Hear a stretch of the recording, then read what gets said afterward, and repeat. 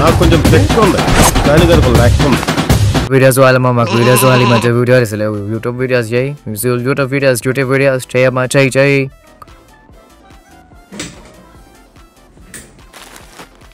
ఏంట్రో gap ఇచ్చా ఏవలా వచ్చింది.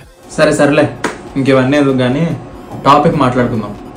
ఈరోజు టాపిక్ ఏంటంటే, ఏంటి topic?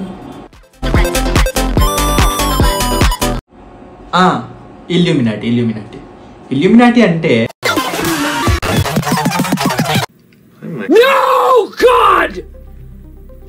No, God, please, no!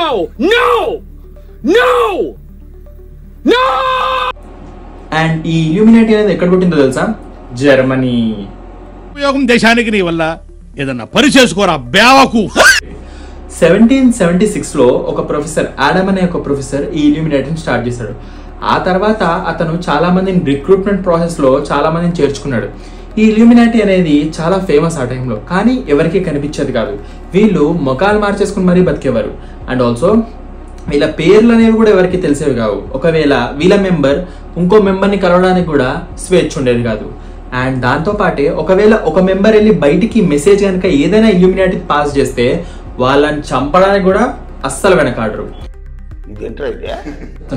ఈ ఇల్యూమినాటి మనుషుల యొక్క ఏదైతే ఆకారం ఉంటుందో షేప్ షిఫ్టింగ్ అంటారు, కానీ ఇంకా అర్థమయ్యేలా చెప్పాలంటే మనుషుల యొక్క ఆకారం వాళ్ళని కిడ్నాప్ చేసి వాళ్ళ ఆకారాన్ని వీడు తగిలించుకుని వీళ్ళు వాళ్ళ రూపంలో వాళ్ళ ప్లేస్లో బయట తిరుగుతున్నారు.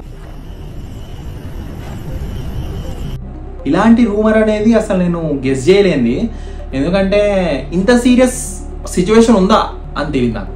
అండ్ ఈ ఇల్యూమినాటి డౌన్ఫాల్ ఎక్కడ మొదలైందంటే 1786 అనుకుంటా. జర్మన్లో ఏవైతే ఈ సీక్రెట్ సొసైటీస్ ఉన్నాయో వీటిల్ని బ్యాన్ చేయాలి అని ఒక రూల్ తీసుకొచ్చారు. ఆ తర్వాత నుంచి కూడా ఎవరు బయట కనిపించలేదు. అండ్ ఈ ఇల్యూమినాటిని కనిపెట్టిన ప్రొఫెసర్ ఆడమ్ అనే అతను కూడా లాస్ట్ అదే కనిపించాడు, ఆ తర్వాత ఏం కనిపించలేదంట. ఈ ఇల్యూమినాటి ఇంకా ఉందా అని చాలా రూమర్స్ కూడా ఉన్నాయి, కానీ ఈ ఇల్యూమినాటి చాలా అంటే చాలా వరకు కూడా మనుషుల మైండ్లోకి ఎక్కిపోయింది. కొంతమంది గవర్నమెంట్కి రిలీజన్కి అపోజ్ చేసేవాళ్ళు, అంటే లైక్ వాళ్ళకి నచ్చదు గవర్నమెంట్ అన్న రిలీజన్ అన్న అసలు నచ్చదు, వాళ్ళు ఇంకా ఇల్యూమినాటి బతికే ఉందని నమ్ముతున్నారు. ఇలాంటి కొత్త సొసైటీల గురించి ఇంకా వీడియోస్ చేస్తాను. దానికంటే ముందు ఈ వీడియో లైక్ చేయి, నీకు నచ్చుతుంది. అండ్ ఆల్సో నీకేమైనా డౌట్స్ ఉంటే కామెంట్లో కామెంట్ కూడా చేయి. దాని తర్వాత కొంచెం ఇన్ఫర్మేటివ్ అనిపిస్తే ఈ వీడియోని నీ ఫ్రెండ్స్తో షేర్ చేసుకుని ఎంజాయ్ చేయి. దాంతోపాటు సబ్స్క్రైబ్ చేయడం అస్సలు మర్చిపోకు. Thank you.